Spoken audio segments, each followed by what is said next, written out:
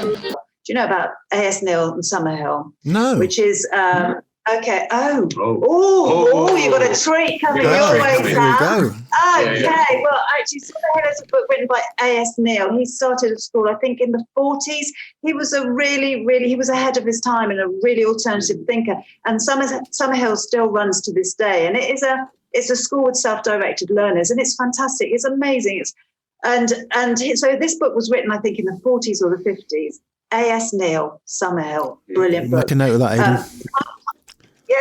It's kind. I mean, it's dated, and there are some bits that are a bit questionable in it now. But if you seeing it for its time, it was an incredible book. Anyway, she suggested she had the book, I think, with her. So I got it on the way back. I can't remember, but I read the book, and it was like, this is it. It was as if I hadn't kind of I knew what I felt, but nobody had ever written it. And it was like, he's saying what I've been thinking.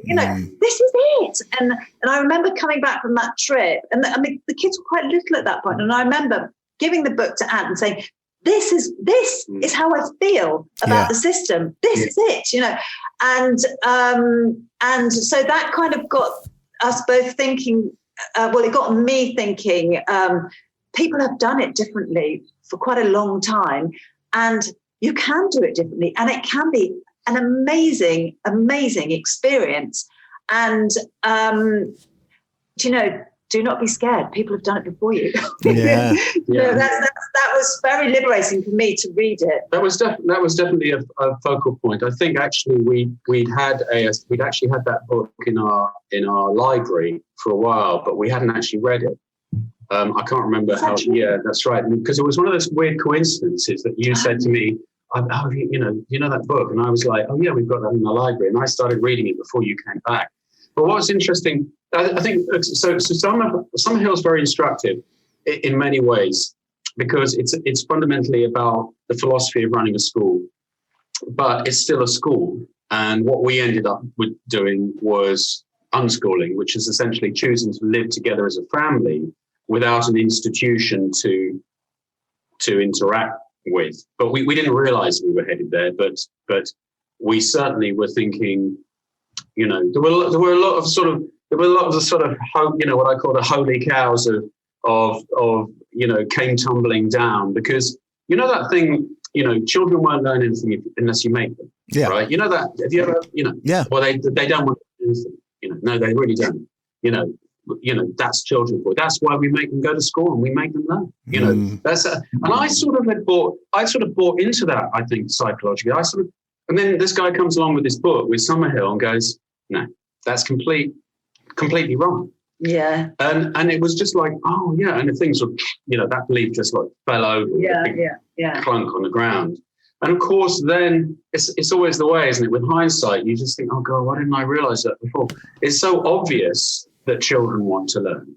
It's so obvious that the problem is that they don't want to learn. It's just that they don't want to learn what you want them to learn when you want them to learn it, in the way that you want them to learn it. Yeah. That's the problem. It's a power struggle. Yeah. And quite rightly and naturally, they resist. Yeah. As indeed I would resist if you came around and told me how to learn, what to do, how to do it without my consent. And and that's what I often say to adults. Say, would you, if you were an adult, tolerate the way that you're treating this child? Oh no. So why are you treating the child like that? Yeah. I mean, I can't. You know what I mean? So there were these kind of fundamental ideas that A.S. Neill said, or just let them learn when they want to learn. So that he has this place. We've been there twice because we very nearly sent the kids. We went there 3 times. 3 times. Yeah. It was amazing. And there's all these classrooms. It's a whole school, and you go in, they're empty, and there was a teacher sitting in there. And you go, and you say, "Who are you?" I'm the maths teacher. What do you do? Well, I just wait for a kid to turn up and wants to talk about maths.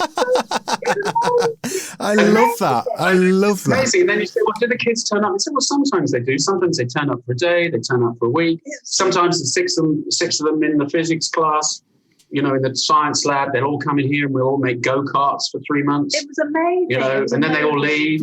Yeah. And the maths room was like really inspiring for me, because it was, I was like, oh wow, we're in the art room. And I was thinking, and then I saw these numbers everywhere. And then I realised it was the maths room. And of course maths can be art. Do you know what I mean? Yeah. I mean, who knows that? Because I'm not very good at maths, which is actually possibly not true. I could be brilliant at maths. Who knows? Do you know what I mean? Maybe I'm conditioned to think I'm crap. Do you know what I mean? But I walked into that maths room and I just thought, I want to spend time in here. And I'd never in my life gone into a maths classroom feeling inspired. I went in there and I was so shocked because they do it creatively, they do it differently. And what was very, very beautiful about Summerhill, we could go on about Summerhill. Well, let's talk about it because really important. Yeah, I can see the enthusiasm. Which were really vital. So I don't know which ones you want to talk about. I'm sure they're the same one. Okay, no, well, we went. The lovely thing when we first went, maybe the second time or the third time when we went to Summerhill, we were met by the kids, and I just want to, every time we were met by the kids. I just want to backtrack on or go reference something that Ant said. He said something like, "How could we? How?" You were kind of critical. I can't remember, but what I want to say is that it's so we have all been systemized. We've been in the system, so it's as an adult, it can be really challenging to try and break that momentum. You have to unlearn.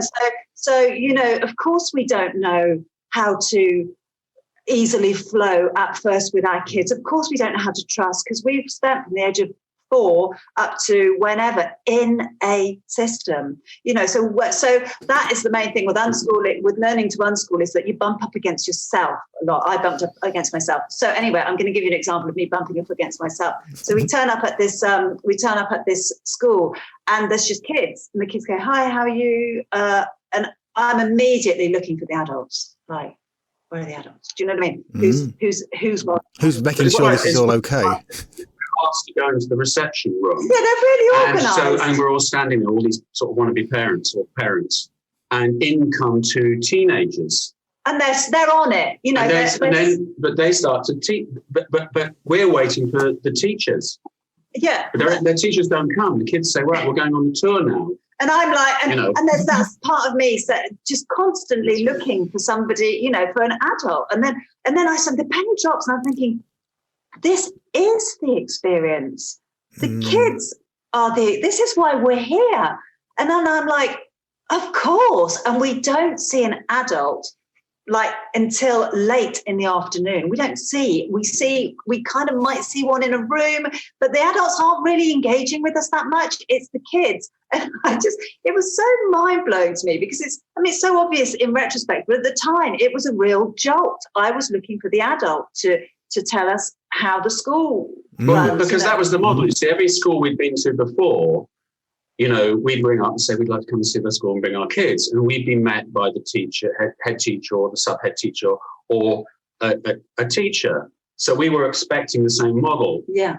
And what we got was these brilliant, very confident, smart, look you in the eye. Not people-pleasing at all. Not people-pleasing, not kind of deferring to because you're an adult looking up to you. None of that. Looking at you on a level.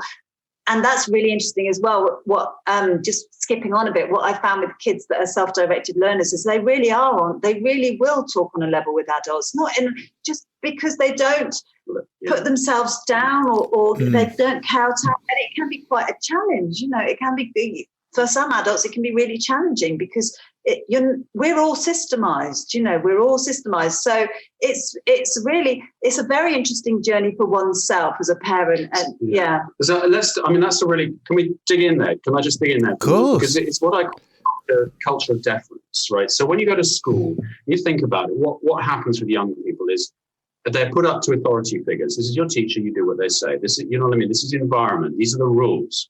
And so, to some extent, we have that at home, don't we? We create boundaries for our kids for all sorts of reasons. Some of which, with hindsight, you realise if you're an unschooler, you realise a lot of those boundaries you put up have got nothing to do with the kids; they're all about you, right? And some of them are about the kids. Like, for instance, if you've got toddlers, you've got to keep them safe. So you need to the things you need to teach them quickly, which are around personal safety and these kinds of things. That's necessary. So, but then after that, there's this kind of idea that there has to be this culture of deference. And so that basically leads into fear of authority. So in the school, what you get is children who are scared of teachers. And some teachers, I would argue the not very good ones, use fear as the governing emotional field of their relationship with the kids. And other more enlightened teachers won't do that. They'll make love and connection the governing field, which is obviously more desirable. But there's still a big stick in the background, where the headmaster's going to come and talk to us and all that kind of thing. Yeah. So what you get is young people who start to mistrust adults, because adults are potentially harmful psychologically to them. Should I fear them? And over the years, we've often, when you meet unschooled kids, you see a really clearly different quality of how they're holding themselves to adults.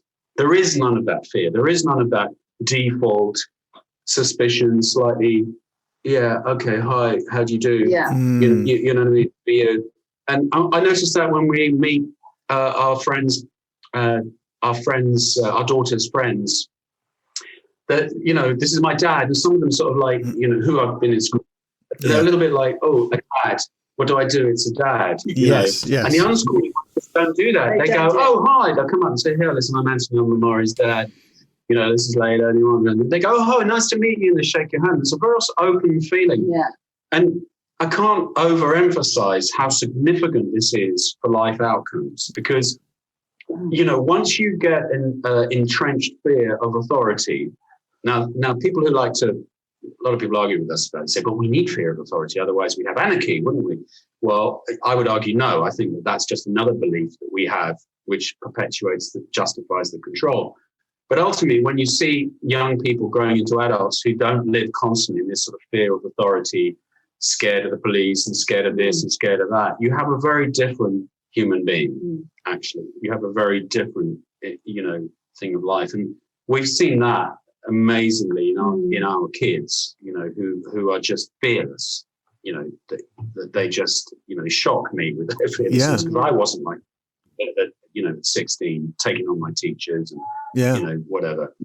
And that really came out of, I just wanted to link that because I think it's an important thing that came out of the penny really dropped for me when I went to Summerhill. So that meeting. Do you remember we met all those wonderful teenagers and we just were talking to them? I was going, oh my God, saying to Lehla, look, these kids are incredible. They're relaxed, they're comfortable, they're even willing to talk to me. I'm a grown-up male, bald male, and they're talking to me and asking me questions about myself. I'm like, what? And also just going back to that, they do something, I can't remember what it's called. It's like the committee meeting. Oh no, the democratic meeting. This will blow your mind. This is so beautiful. First of all, they asked the group of about... But Lehla, let's tell him how they run the school first so he gets the context. Okay, go on. They run the school. This is another brilliant thing. The school is not run by the teachers. It's run by the kids. Everything is decided through democracy, through weekly meetings, which they have, where anyone of any age in the school can bring up any topic, they discuss it, debate it, and vote on it. That's how they run the school. The teachers don't make up the rules. All the pupils, all the kids do. So they have more rules at Summerhill than any other school. They have this massive book, and you can go and look at it. It's sort of hanging on the wall in the dining room. And you can go and you can look at all the rules. And it's hilarious. It's very interesting. It's really wonderful. Yeah. Anyway, so there was about 100, maybe 100 kids there. Would you say maybe 60 kids. And they had this meeting, and they asked the kids. Some of the parents who are at the open day would like to come sit in the meeting. Do you agree? So we had to wait outside. And I'm thinking, I don't want to go in. What if they say no? Isn't that great? All the kids have to give their permission for us to be in there. Isn't that cool? And then I'm like, the condition part of me is like, I've come all this way, I want to go in. And then the other part of me thinks, that's brilliant. If they say no, fair enough. Do you know what I mean? So they said yes, and all the parents were like, So we sat in the circle, and it was just brilliant. I mean, it was just brilliant. There was this 6-year-old that got up and she spoke about the fact that somebody's spraying aerosol cans in the bedroom and it makes her cough and she doesn't like it. And what do we think about air? And it was just so organized, and it was like, they were so fair and everybody had a voice, and it ran so smoothly. I mean, you would imagine, the conditioned part would think that will be chaos. It was brilliant, and I was so moved. Yeah. I was just I actually wept. I mean, I cried because it was so. It was so beautiful to see this little 6-year-old. I remember this moment. This little 6-year-old saying, putting her hand up, saying, "I want." And she walks to the middle of the room. She says, "Right." So there's in front of this room. I'm thinking, wow, the confidence, this moment of democracy, the fact that she has the power to express what she wants to express, and no one's shutting her down, and no one's saying no. You know what I mean? To be heard, to be heard. It was really, really beautiful. It's really beautiful. And so that was a real big inspiration to us.